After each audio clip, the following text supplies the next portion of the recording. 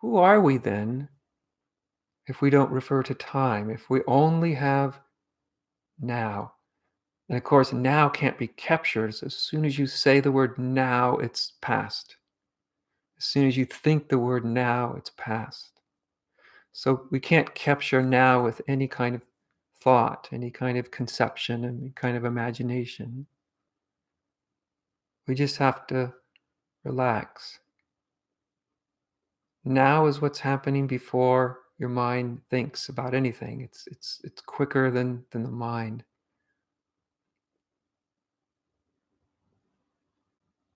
Because our true being, our true existence, exists before any of those conceptions. And we can know that on our experience because all those ideas are moving and changing, and they haven't always been here. They may be familiar, but they haven't always been here. But something about each of you has always been.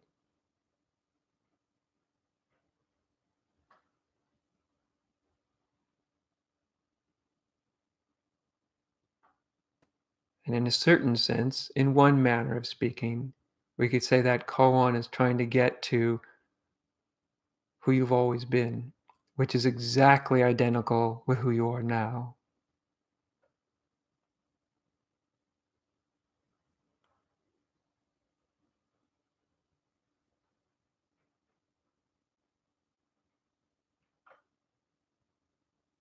It's a strange thing about our true nature. It can't really be captured, can't be held.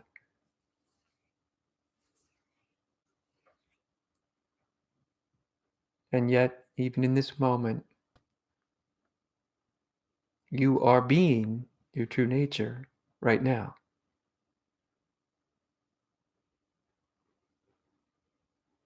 You are being it whether you know it or not.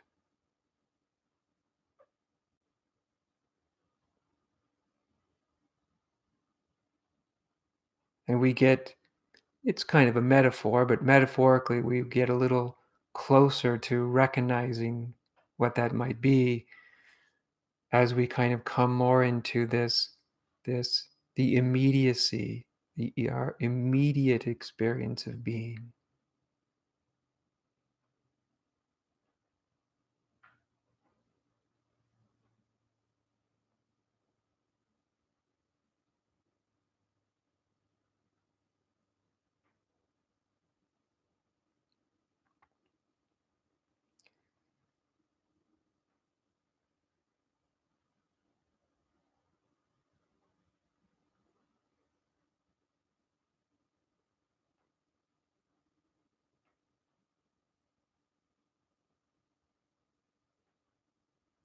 And I'm sure most of you have heard the kind of old perennial, really, spiritual instruction to open yourself to the unknown.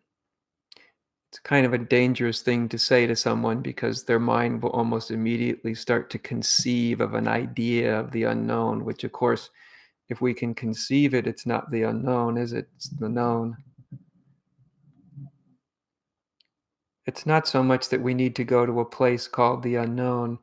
We just need to stop grasping at what we imagine we know, who we imagine ourselves to be.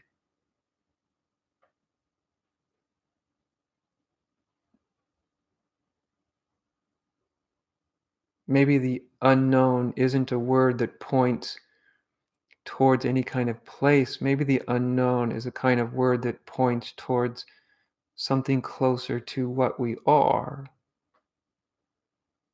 Not as a definition, because the definitions aren't that important. It's touching upon the living reality of it, the immediacy, whether we call it the unknown or our true being or our true nature.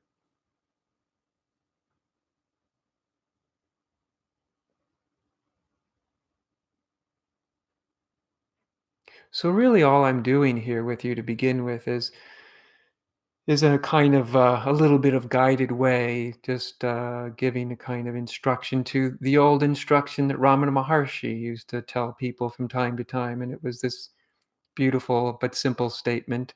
And he would say, let what comes come, let what goes go, and find out what remains.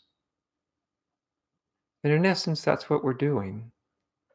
That's my encouragement. Just letting all the various parts of experience do what they do, which is they come and they go.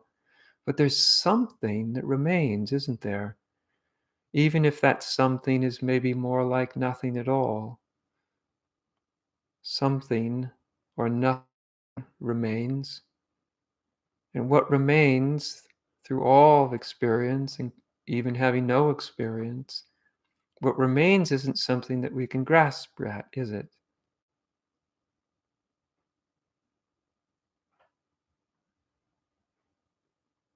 And that's one of the kind of keys to allowing that your true nature to come into a kind of conscious recognition is we have to stop grasping at it,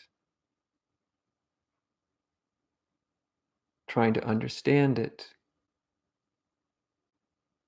because we can only be our being. We can't grab hold of it.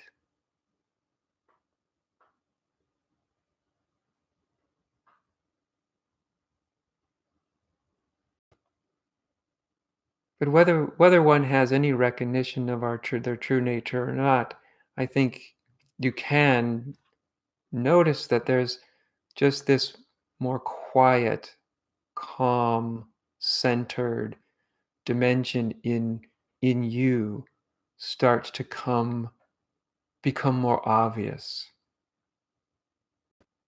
just in our willingness to pay attention to something more fundamental than whatever our narrative is and whatever we think we are.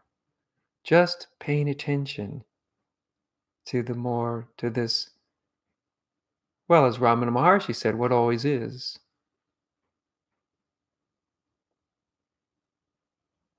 And just to sense into that and feel into that is so important.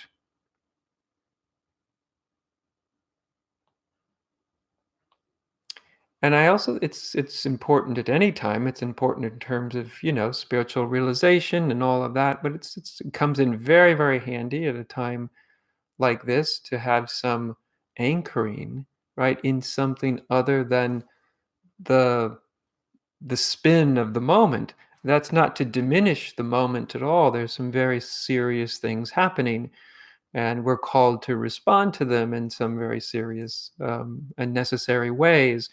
So I'm not diminishing the importance of what's happening for all of us. It's very important, and it's very real in its own right. And yet I think we can more wisely and compassionately and peacefully and heartfully approach um, these kind of happenings, any moment in life, but especially this kind of moment for us all, when we have some deeper resource than just the the events of the moment, because then we can so easily get kind of swept up into whatever our sort of reaction is about the moment, and forget that we have actually this resource of our being right there, right inside of you.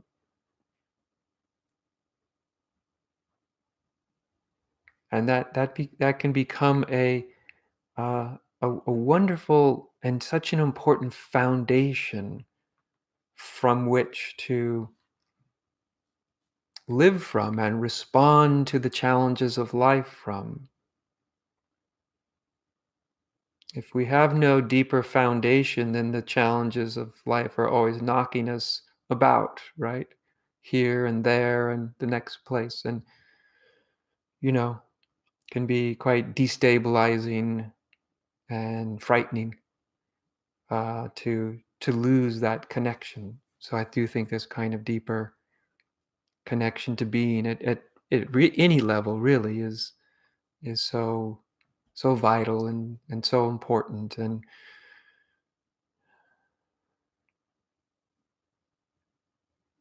And even though this is new for all of us, this is not new in our history. All of our ancestors went through times like this, and many of them were far, far, far worse. Plagues that were even much more severe than this one, and was far, far less understood than we understand what's happening with us now. Our ancestors went through extraordinary things, and if we are here, any of you that are listening, anybody that's alive on this planet right now, obviously our ancestors survived. If they didn't, you or me, we wouldn't be here.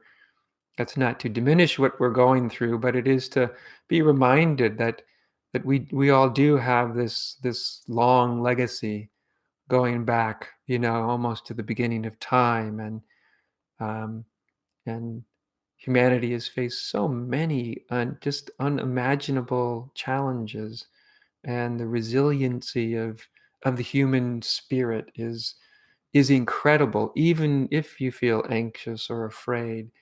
I think it's worthwhile from time to time remembering that your ancestors went through things like this and much more, including famines and and incredible wars, and just the list is very, very long, and yet here we are, and here we are, and we all come from this line of incredible resiliency, in a way, and not just a resiliency of our physicality and our will and all of that stuff, but also I think a resiliency of spirit. And I understand that can be easy to forget at times of great challenge, but it is there. It's part of our history. It's part of our history. None of us would be here without it. And it's also part of our present moment. Um, and this world right now, and I'm sure some of you are involved in this, there are people, many, many people, that are doing incredible acts of charity and compassion and love and extraordinary bravery, in terms of responding to this sort of challenge we're all having. People, many, many, many people, quite literally putting their lives on the line, and for the sake of others.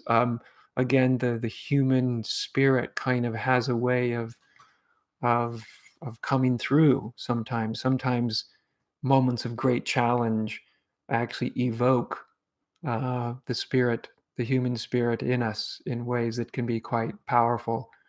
We can be reminded also uh, of what's important, truly, truly, truly important in our lives, and the people in our lives.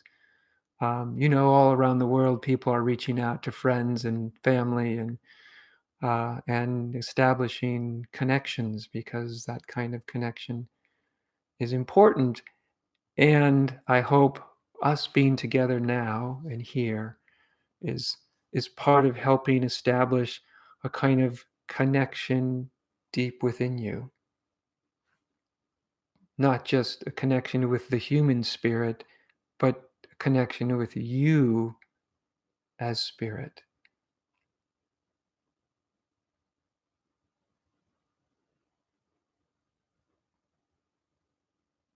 as something very, very deep and very, very profound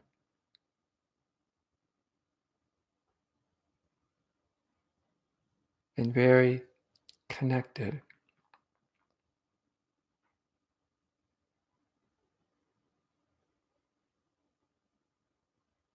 And maybe in some small measure, maybe in a big measure, we will be reminded again of how deep our caring really is for one another, for life, that we actually really care.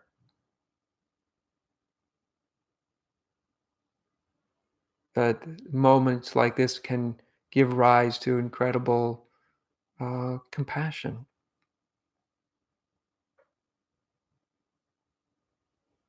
But the more connected that each one of us is,